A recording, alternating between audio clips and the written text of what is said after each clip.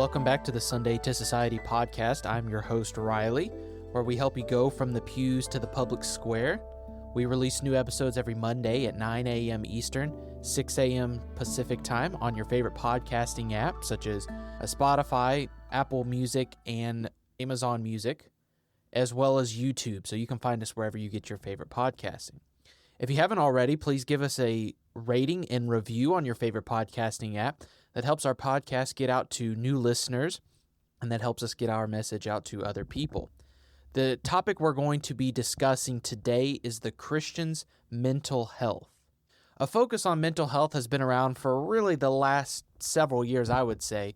Ever since COVID happened back in 2020, which is hard to believe is already 5 years ago, mental health has really come to the forefront of everybody's mind. Many Christians actually have stopped following Christ because of their mental health. And many Christians have stopped following Christ because they felt it was bad for their mental health. Or they pushed themselves so hard for so long that they allowed themselves to get so burnt out on service and other things that it affects not only their mental health, but in other aspects of their life. And at the end, they lose their own ministry, both personally and corporately. There was a mental health charity, which I'll leave a link to in the description, that surveyed 1,079 Christians from various denominations and interviewed several of the church leaders.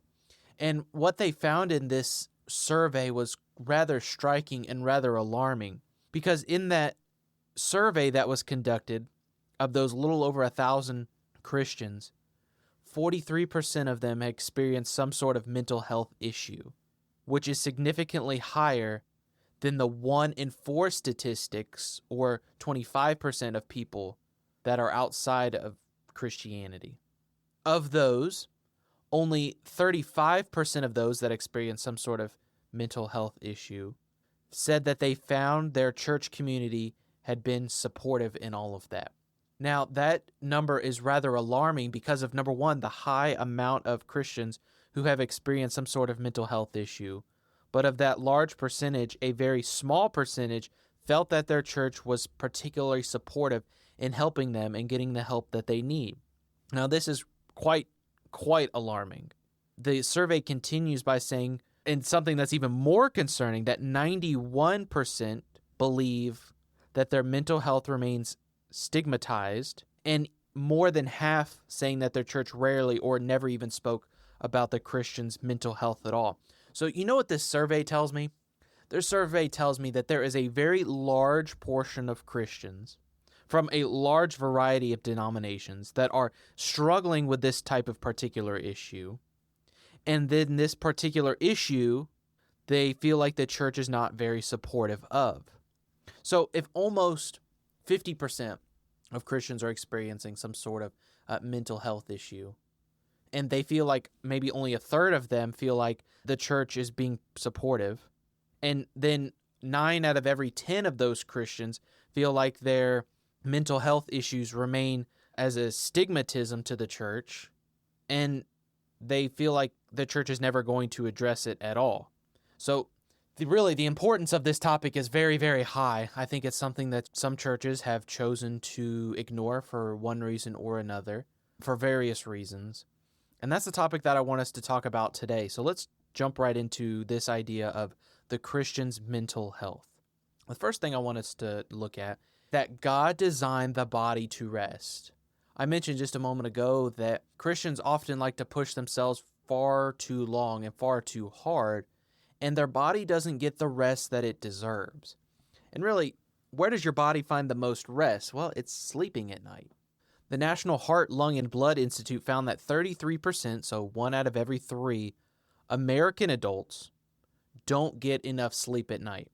What is the recommended amount of sleep? They recommend 7 to 9 hours as getting enough sleep that will affect your mental health in a positive way. How much sleep do you get at night? Do you get the recommended 7 to 9 hours? In fact, even God, at the end of creation, he creates the universe in 6 days. And then on the 7th day, what does God do? He rests. Now, he doesn't sleep or anything like that, but he does rest. So here's an interesting conundrum. If God designed the body to rest, And on the seventh day of creation, God rested. Why do we think that we can push ourselves hard for that long? When God gives the law to the nation of Israel, he says, in 6 days shalt thou labor, and on the seventh rested.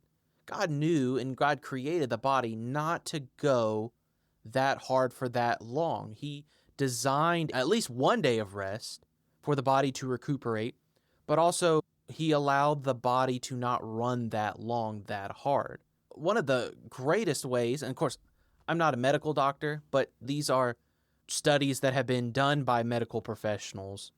But getting a good night's sleep, good night's rest, is going to help the Christian's mental health immensely. Because if God and Jesus even had to rest, why do we think that we don't have to? Remember back in 1 Kings 19, when Elijah had just gotten the great victory over the prophets of Baal, and yet he goes and has a pity party for himself under the juniper tree? What does God tell Elijah to do? Well, he tells him to take a nap, to find some rest, to get some rest. Even Jesus, when he was with his disciples, had to get away from the demands of the ministry in order to find rest.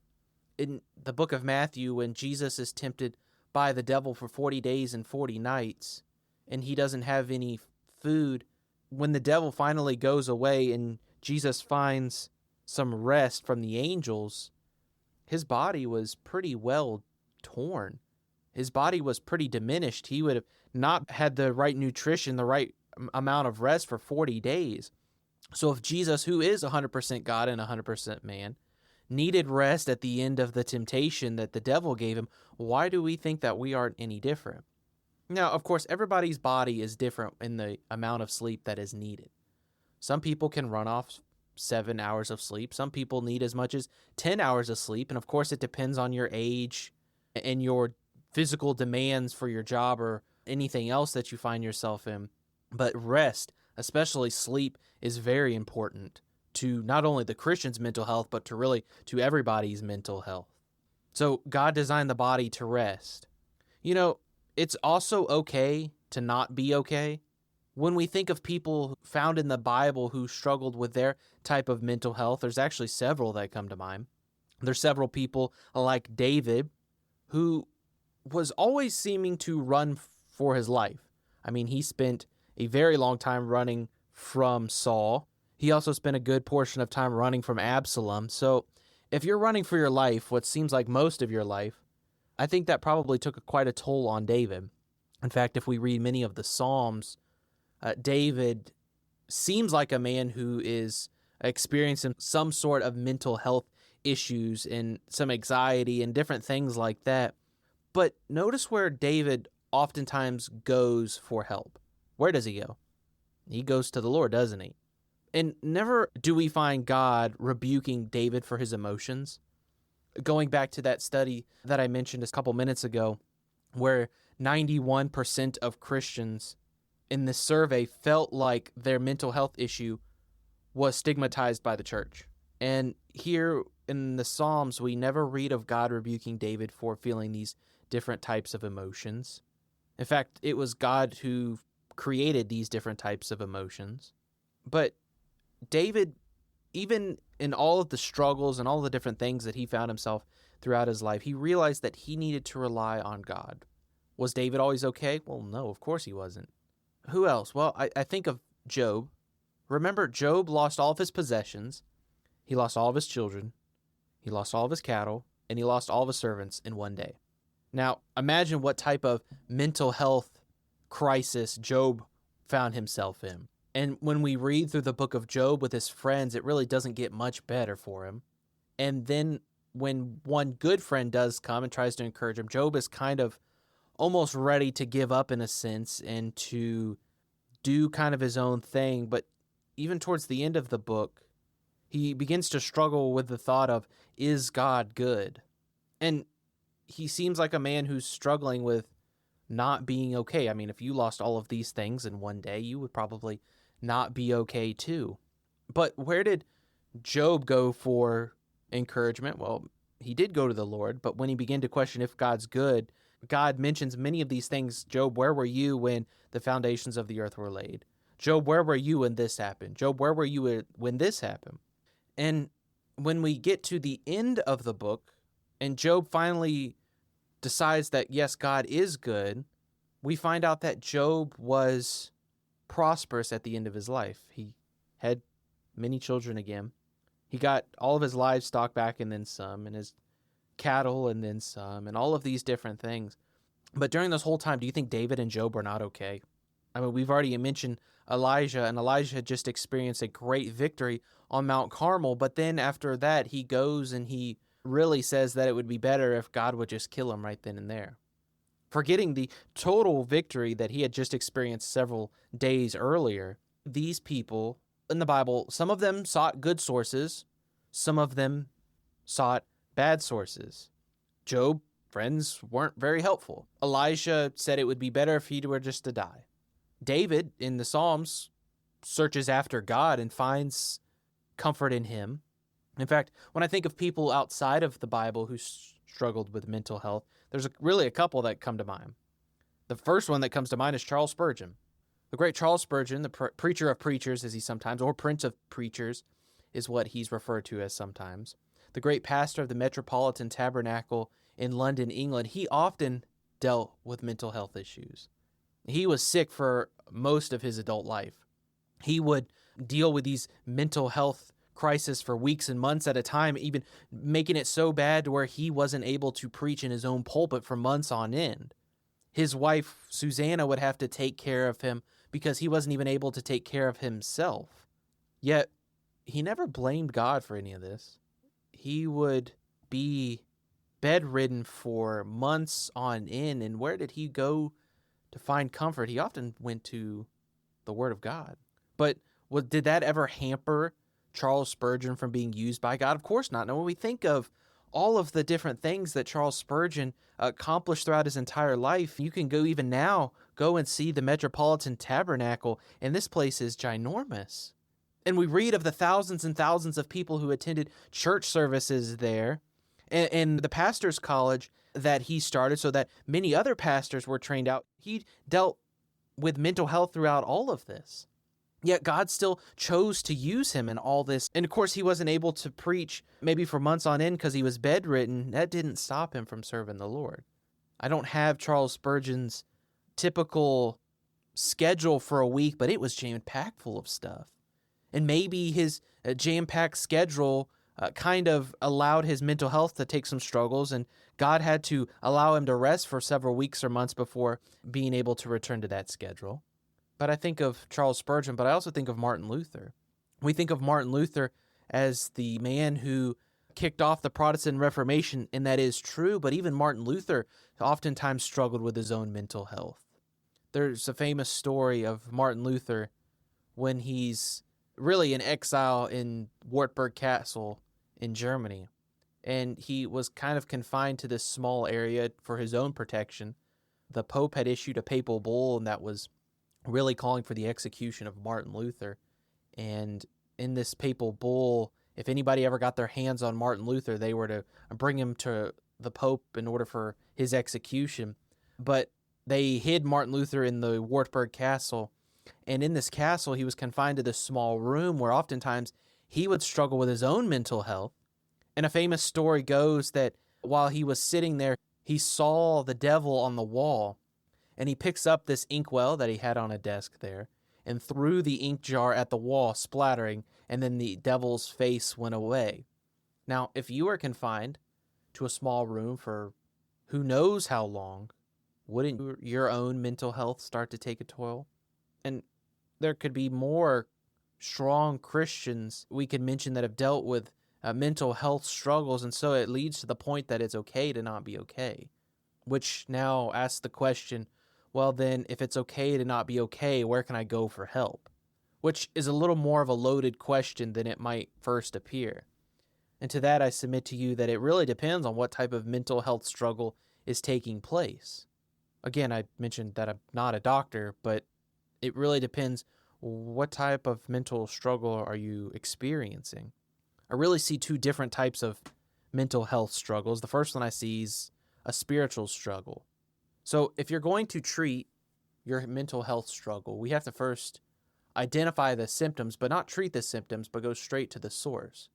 And so if it's a spiritual struggle, maybe more along the lines of what David was experiencing, well, then I think the best place that we can go is go to God. I think going to a trusted pastor or a Christian counselor is a great place to go.